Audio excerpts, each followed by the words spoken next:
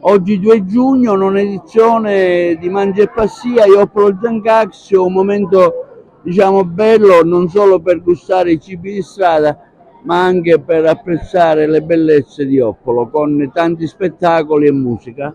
Siamo arrivati alla nona edizione di Mangia e Passia, il cibo di strada. Questa sera siamo felicemente contenti perché sta affluendo a Ioppolo, un piccolo borgo di poco più di 1200 abitanti, migliaia e migliaia di persone da tutta la provincia e anche fuori provincia. Sono momenti questi belli che la gente li cerca, non solo per gustare il cibo ma anche per divertirsi.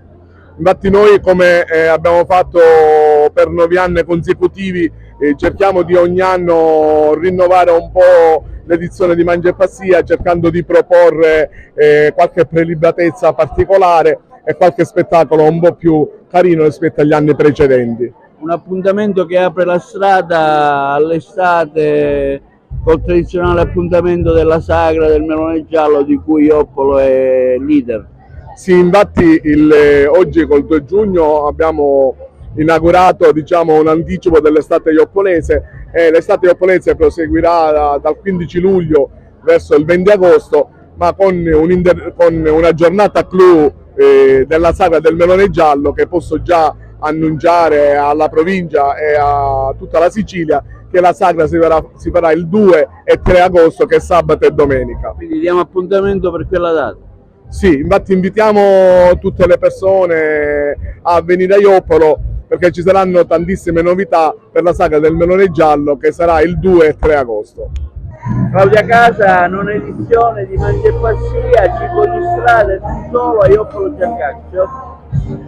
Credo che non possa esserci una maniera più genuina di festeggiare il 2 di giugno, la festa della Repubblica, soprattutto la festa dei piccoli comuni come Ioppolo Giancazio, piccoli comuni che continuano a rappresentare la spina dorsale della nostra Italia e che proprio per questo vanno messi in valore anche con iniziative come questa, ma non solo. Bisogna fare tutti gli sforzi possibili e immaginabili per tirare fuori questi piccoli paesini dalla marginalità in cui vivono, dal fatto che la popolazione purtroppo si riduce sempre di più e quindi anche le occasioni per riuscire a creare qua economia, riuscire a trattenere qua i nostri giovani. Allora anche una giornata come questa, anche dare opportunità a tutti quelli che vogliono in qualche maniera resistere, continuare a stare qua, può essere un'occasione per incoraggiare appunto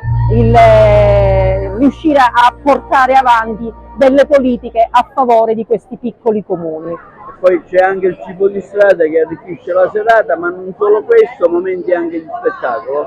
Sì, ci sono anche momenti di spettacolo perché come cibo ce n'è tantissimo, però abbiamo voluto condirlo anche con questi momenti di spettacolo. Abbiamo un'orchestra giovanile, la Modern Music Orchestra, OMMO. Avremo un artista di strada, Gianmarco Amato, che torna ad esibirsi sulla piazza di Ioppolo Giancazio, dove era già stato sempre per Mangia e Passia, e poi alla fine della serata, direttamente dalla trasmissione Dalla strada al palco, avremo con noi Flavio Coloma, in arte Bebbo, che tanto successo è riuscito a riscuotere in quella trasmissione e che verrà a proporci il suo concerto in acustico. Un appuntamento che riscuote sempre tanto successo tra la gente. Stiamo vedendo le piazze piene nonostante ancora ci sia il sole. Sì, è vero, e questa pur senza grande battage pubblicitario, perché ci muoviamo sostanzialmente un po' attraverso i social, ma poi soprattutto attraverso il passaparola. Questa manifestazione si è guadagnata veramente un suo spazio e, se vogliamo, è un po' l'inaugurazione dell'estate, l'estate che meteorologicamente è cominciata ieri. Ecco, da un punto di vista dell'animazione e della voglia delle persone di stare insieme, inizia Ioppolo Giancazio con Mangia e Passia. Benvenuti a Mangia e Passia, quest'anno è la nona edizione, è già preso piede alla grande perché c'è già abbastanza affluenza e ancora non ci siamo inoltrati nella serata. Il cibo di strada la fa da padrona, ma non solo, anche spettacoli e musica. Sì, il cibo di strada la fa da padrona perché abbiamo diverse degustazioni, diversi stand che danno diverse cose da mangiare e quindi ce n'è per tutti i gusti, c'è dal coppo fritto al panino con le panelle alla roba cotta, quindi ci sono diverse specialità per tutti i gusti.